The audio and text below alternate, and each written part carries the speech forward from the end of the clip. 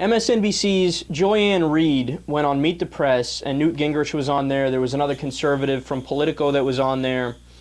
And they ended up debating gay marriage rights and contraception.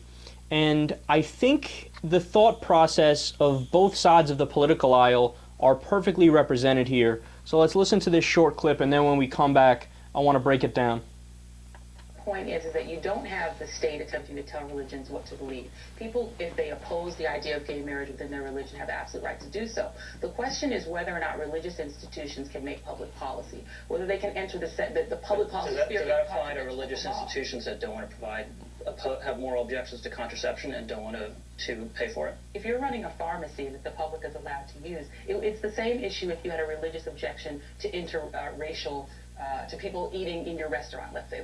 It's my religious objection to have black people. So the Catholic Church's opposition to contraception is on the same moral level as racial discrimination? Moral level. I'm saying that would you have the right to discriminate based on your religious beliefs? A lot of people used to say that was their reason. What I'm saying is that people have a right to their religious beliefs, but there is a question of except for when you think public policy should trump it. So this is a really fascinating discussion they're having here, and like I just said, I think they're representing both sides to a T here. So why is it that I think Gingrich, who he didn't say anything yet, but he was about to say something, and this conservative who works for Politico, why do I think they're exactly wrong, and what are they missing? Well, I think their problem is how they define rights. So they're going on and on about the rights of the religious people. You're so concerned about the rights of gay people, but we need to be concerned about the rights of religious people. But what do they mean by that? You got to dive into the specifics. And specifically what they mean is, look, we think that if it's against your religion to let people have contraception, for example, or if it's against your religion to be in favor of gay marriage, you shouldn't face discrimination for that, right?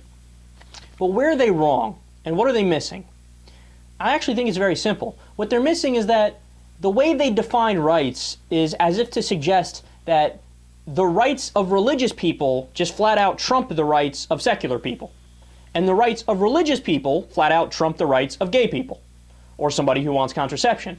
They say, you need to do what I deem is right because it's in my moral code to think X, Y, or Z. So take the pharmacy example, right? So some, 20-year-old girl walks into a pharmacy, she's taking birth control, and she goes to buy it from the pharmacy. Should the pharmacist have the right to say, I don't want to sell it to you because it's against my religious code? Well, no, it's not your fucking decision. Nobody's telling you to take the birth control pills. It's the 20-year-old who's paying for it to take the birth control pills, right? And then the example that Joy-Ann Reid gave for gay marriage is only exactly right. It's no different than discrimination against interracial couples. Now, back then, that was the exact argument they used. They said, look, it's not natural. That according to the Bible, you shouldn't be mixing races like that, right? And they said, look, it's my religion. Don't discriminate against my religion. But why were they wrong? They were wrong because nobody's telling you you have to marry somebody of a different race. The question isn't about you. It's about, are they allowed to do it if they want to? And the answer to that is obviously, right? So their definition of rights is what I define as my rights trumps anybody else's. But that's obviously a fundamental misunderstanding of what the word rights means. But then the last thing on this, and this is the most important thing on this, is that it all comes to naught anyway. Why? Because that whole point I just made, irrelevant, put it aside. Because nobody's even asking religious people to make any sacrifice whatsoever. So take the contraception example. Literally, whether it be a religious college or a church or whoever that you work for, they don't have anything, they don't have to fund at all birth control. Because if somebody's an employee there and they want birth control, they get it through their health insurance. So it's the health insurance and the individual who pay for it. What, just because they happen to work at a religious organization, they have to then agree with the entire moral code of the religious organization? No, that's crazy, man, because it's the individual's money and it's the health insurance company's money. So the religion's got no part of the dynamic anyway, and they want to butt in and say, well, I say you can't have it because it infringes on my rights somehow. I mean, it's patently absurd, man. And the fact that they don't realize that the ones that are doing the infringing is them is amazing. Because you heard them. They genuinely think that they are the ones who are getting infringed upon.